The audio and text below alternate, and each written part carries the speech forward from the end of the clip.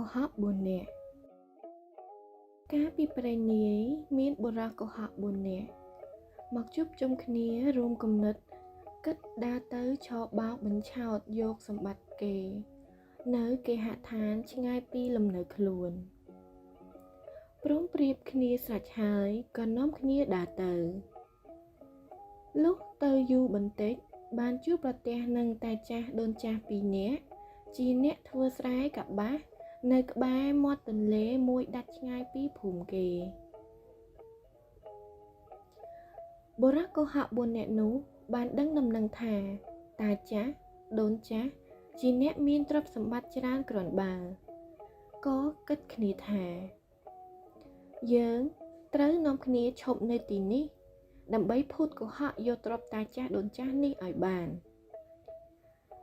បុរស4នាក់នោះទៅដល់សួរតាចាស់ដូនចាស់ថាអោតាយាយអើយយើងខ្ញុំទាំង4នាក់នោះមកពីស្រុកឆ្ងាយណាស់ខំត្រាត់ដើររកអ្នកឯណាដែលចេះដឹងព្រោះយើងខ្ញុំចង់ដឹងរឿងព្រេងពីបុរាណនេះមកតែពេលវេលានេះបានមកជួបនឹងតាយាយប្រហែលជាចេះដឹងរឿងបុរាណមកខ្លះមិនខានបើដូច្នោះសូមតាយាយមេត្តានិទានរឿងព្រេងមួយឲ្យចៅស្ដាប់បន្តិច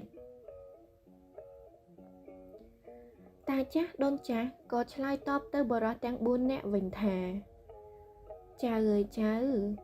តាំងពីក្មេងដល់ចំណាស់ប៉ុណ្ណេះហើយតាយាយគ្មានចេះរឿងព្រេងអ្វីទេសូមចៅអញ្ជើញទៅសួររកអ្នកឯទៀតចុះ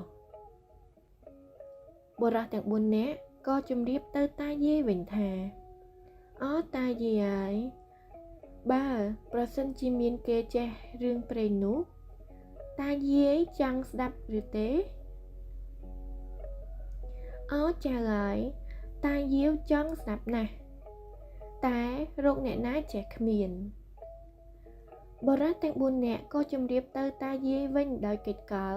ប៉ងនឹងយកទ្រព្យសម្បត្តិតាចាស់ដូនចាស់នោះដោយងាយថាយើងខ្ញុំទាំង4នាក់នេះ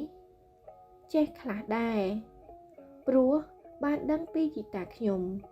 គាត់និទានប្រាប់តែរឿងនេះបើនិយាយទៅកាលណាតាយាយត្រូវតែជឿទើបខ្ញុំនិទានប្រាប់បានតាយាយក៏ប្រុងប្រៀបឲ្យបុរសទាំង4នាក់នោះនិយាយបុរសទី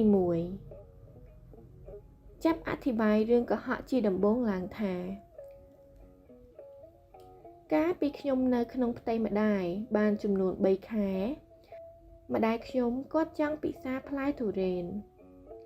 នៅមុខផ្ទះខ្ញុំដើមវាមានកម្ពស់ប្រហែល8យាមហើយមានផ្លែតែមួយផងគាត់មិនដឹងជាគិតដូចម្ដេចនឹងបានផ្លែឈើនោះមកពិសាលុះត្រាខ្ញុំដឹងថាគាត់ចង់ពិសាផ្លែឈើនោះខ្ញុំក៏ចេញពីផ្ទៃម្ដាយតាមទ្វារមាសឡើងទៅបេះទុរេននោះយកមកជូនគាត់ពិសារួចស្រេចហើយខ្ញុំក៏ត្រឡប់ចូលទៅក្នុងផ្ទៃវិញបុរសទី2ថាកាលខ្ញុំនៅក្នុងផ្ទៃម្ដាយខ្ញុំបានចំនួន6ខែគាត់ហត់នឿយលំបាកនឹងធ្វើស្រែចម្ការច្បារដំណាំពេកខ្ញុំចេញពីផ្ទៃគាត់មកជួយនៅធ្វើស្រែចម្ការឃ្វាគោក្របីបណ្ដាំបាយដងទឹកជំនួសគាត់ពីព្រឹកប្រហៀមរស់ល្ងាចអស់ពីធ្វើខ្ញុំក៏ចូលទៅក្នុងផ្ទៃម្ដាយខ្ញុំវិញបុរសទី3ថាអោតាយាយអើយខ្លួនខ្ញុំនេះជាទេវបុត្រស្រុតចោះមកចាប់បដិសន្ធិនឹងម្ដាយខ្ញុំសពថ្ងៃនេះខ្ញុំចេញពីទ្វារមាសវេលីណាបានបណ្ដាបំរើគាត់សពសារពើដល់ខ្ញុំចាស់ទៀបនឹងស្លាប់ខ្ញុំសូមចូលទៅផ្ទៃម្ដាយវិញដើម្បីកុំឲ្យស្លាប់ទាន់ហើយកើតម្ដងទៀតឲ្យបានជាក្មេងឡើងវិញបុរសទី4ថាខ្លួនខ្ញុំនេះចាប់តាំងចេញពីផ្ទៃម្ដាយកាលណាមកខ្ញុំរក្សាសិល5ចាំសិល8តែសិលខ្ញុំផ្លែកសិលពីអ្នកទាំងពួងចង់ផឹកស្រាជក់អាភៀនសម្រាប់ជីវិតក៏បាន លុះដល់ខ្ញុំស្លាប់ទៅកើតជាទេវតាសោយរាជសម្បត្តិនៅឋានសួគ៌បុរសទាំង4នាក់នោះនិយាយភូតក៏ហាក់គ្រប់គ្នាហើយក៏សួរទៅតាចាស់ដូនចាស់ថារឿងខ្ញុំនិទានជម្រាបទាំងប៉ុន្មាននេះតើតាយាយជឿទេតាយាយឆ្លើយទៅវិញថារឿងនោះតាយាយជឿហើយចៅចាំក្នុងគំនិតគាត់ទាំងពីរនោះគិតថាស្រេចថាបុរសទាំងនេះសុទ្ធតែនិយាយកុហកទាំងអស់ដល់បុរសទាំង4នោះតបបញ្ញាក៏ឲ្យតានោះនិយាយរឿងប្រាប់ម្ដងវិញ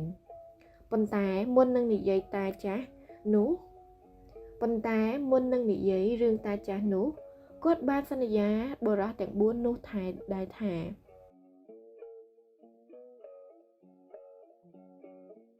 គាត់បានសន្យាដូចបុរសទាំង4នោះដែរលុះប្រុងព្រៀងគ្នាហើយទើបតាចាស់និយាយ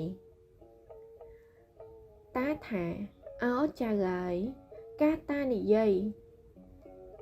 មកធ្វើចម្ការនេះតានិទានថាអោចៅហើយកាលតានឹងយាយមកធ្វើចម្ការកបាសនេះបាន 5-6 ឆ្នាំមានទ្រព្យសម្បត្តិប្រាក់កាសល្មមនឹងចិញ្ចឹមចៅទាំង4នាក់នេះបានតែមួយឆ្នាំមុននោះកបាសមិនផ្លែសោះមិនដឹងជាហេតុផលហេតុអ្វីមានថ្ងៃមួយតាដើររុកក្នុងចម្ការទៅឃើញដើមកបាសមួយដើមទំហំប៉ុនដើមត្នោតមានផ្លែធំមួយតាក៏បេះយកមកផ្ទះដល់តានឹងយាយនាំគ្នាមកមើលមានឃើញគ្រាប់4នៅក្នុងគ្រាប់នីមួយៗមានកុមារម្នាក់គ្រប់គ្រាប់ទាំង4តាបានឲ្យយាយបំបៅចិញ្ចឹមបីបាច់រក្សាលុះដល់កុមារទាំង4នោះធំវេលាណាឡើងក៏នាំគ្នារត់ចោលតានិងយាយទាំងអស់ទៅឥឡូវតាឃើញចៅទាំង4អ្នកនេះត្រឡប់មកវិញហើយបុរសទាំង4នាក់ផិតភ័យជាខ្លាំងក៏នាំគ្នាឆ្លើយប្រកែកទៅនឹងតាចាស់ដូនចាស់វិញថាមិនមែនទេតាចាស់យាយចាស់សួរទៅវិញថាហេតុអ្វីក៏ចៅថាមិនមែនបើចៅចេះតែប្រកែកយ៉ាងនេះនោះឃើញតើខុសនឹងកិច្ចសន្យាហើយបើដូច្នោះត្រូវចៅទាំង4នាក់មកនៅបម្រើតាទៅត្រូវនឹងពាក្យសន្យាបុរសកុហកទាំង4នាក់កិច្ចមិនរួចក៏នៅបម្រើតាយាយតរៀងទៅ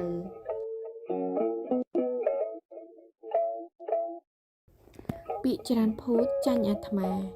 សូមអរគុណ